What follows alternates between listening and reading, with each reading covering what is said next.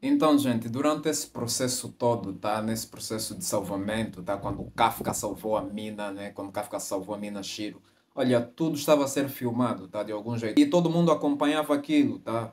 Tipo, todo mundo estava a ver o que estava a acontecer com a mina, tá? Porque a ideia do Kaiju número 9 era, tipo, fazer com que a sociedade estivesse em segurança, tipo, que sentissem insegurança ou sentissem aquele medo, né? Já que ele estava, de certa forma, a matar, né? Ou absorver um capitão, tá? Uma capitã, tá? Então, ele queria demonstrar aquilo, né? Para ver se a sociedade se renda, né? Para ver se a sociedade ali tema e tudo mais. Só que no meio disso, o Kafka apareceu, né? O Kaiju número 8 apareceu e salvou a mina. E tudo estava a ser filmado. E as pessoas estavam em dúvida, tipo, as pessoas não sabiam ao certo se aquele Kaiju que chegou é um Kaiju inimigo, se é aliado do número 9 ou quem é e tudo mais. Graças a uma menina que já foi salva pelo Kafka no caso, reconheceu o Kafka e depois de ter-lhe reconhecido, as pessoas lembraram do Kafka, de algumas pessoas e tudo mais, né? Porque o Kafka já estava a passar no jornal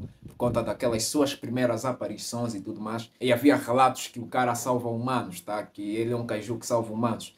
Então isso deixou de certa forma a sociedade, né, com esperança, tá? A sociedade ficou esperançosa que o Kafka poderia fazer alguma coisa a respeito. Mas a verdade, pessoal, o Kafka só chegou tão distante e só chegou tão rápido, só chegou ao encontro do Kaiju número 9 no caso, por conta do Ishikawa, tá? O Reno Ishikawa, graças ao treinamento que ele fez, né, o cara conseguiu, sei lá, se superar, né? O cara superou-se e é o único cara que é compatível com a arma numerada número 6. E, sinceramente, foi muito bom ver a evolução do Reno e tudo mais. Gostei tanto de vê-lo. Tipo, apesar do Kafka tipo, ter evoluído, né, se tornar um kaiju, e o Reno, não necessariamente o Reno ficou para trás. E isso é muito bom, tá? Quando, apesar do personagem principal tipo, ser muito forte, ter outros personagens a acompanhá-los, tá? Personagens que tenham poderes em altura a acompanhá-los e tudo mais. Geralmente é o que acontece com outros animes, tipo Boruto, Naruto, Demon Slayer e tudo mais. Isso é muito bom, tá?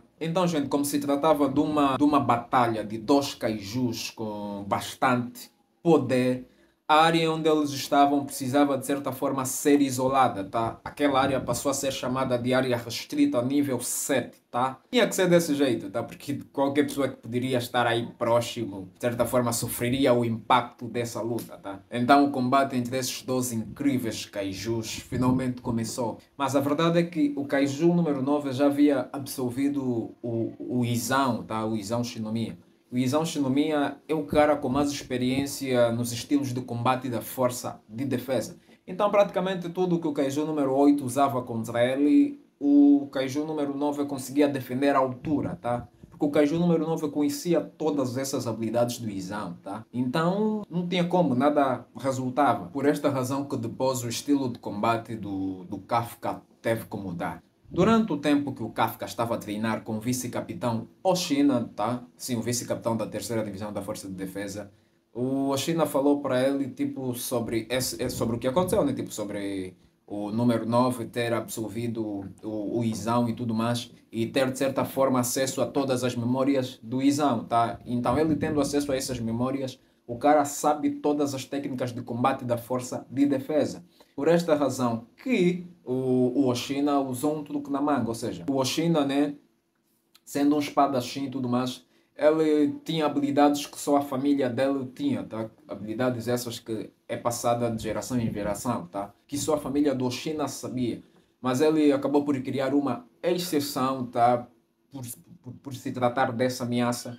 E ele acabou por ensinar o estilo de combate da família Oshina ao Kafka, tá? E sinceramente, isso fez muita diferença. Porque o Shinomiya não sabia dessas habilidades, tá? Porque o cara só conhecia, por exemplo, as habilidades de combate da força de defesa, né? O estilo de combate da força de defesa, porque o cara absorveu justamente o Izão. Por esta razão que ele absorveu o Izão, porque ele queria ter uma ideia, queria ter uma visão panorâmica sobre como é que funciona o sistema da força de defesa, tá? Por esta razão que o Kafka teve que aprender novas habilidades e assim surpreender o número 9, tá? E sinceramente, o número 9 pegou um susto, tá? Daí o cara conseguiu usar a explosão dupla, tá? Cara, eles de certa forma superaram de facto o Izan, o Oshina e o E o número 8 no caso, né?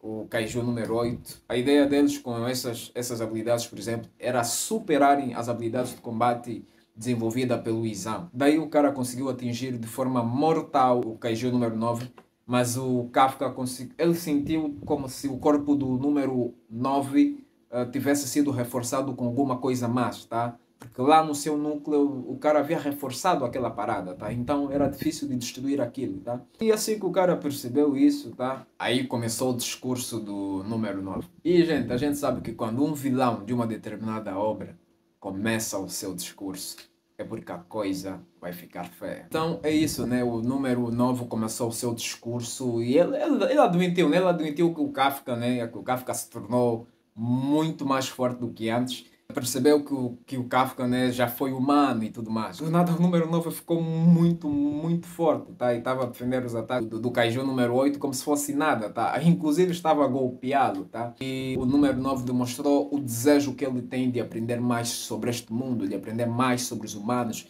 Ele estava a se perguntar por que é que os humanos são o que são, o porquê dos humanos serem determinada coisa e tudo mais.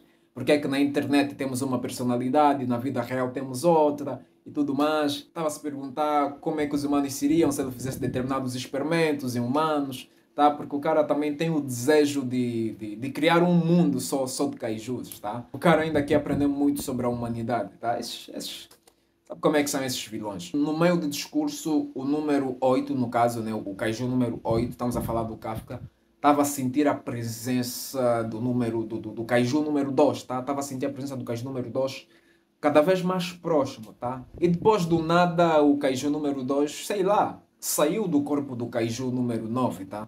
Ou seja, é como se fosse, como é que eu diria? Como se fosse uma simbiose, né? Alguma coisa assim. Foi uma coisa macabra, foi uma coisa fenomenal, tá? E o Kaiju número 9 disse que vai demonstrar ao Kafka ou ao Kaiju número 8 o quanto ele evoluiu também. E, gente, sinceramente, o Kaiju número 8 vai levar uma surra. Então, é isso, né? Este capítulo terminou por aí. E, sinceramente, achei bem interessante, né? De perceber que, apesar do Kaiju número 8 no caso, ter evoluído bastante, o Kaiju número 9 não ficou para trás, né? E tudo mais. Isso é bem interessante.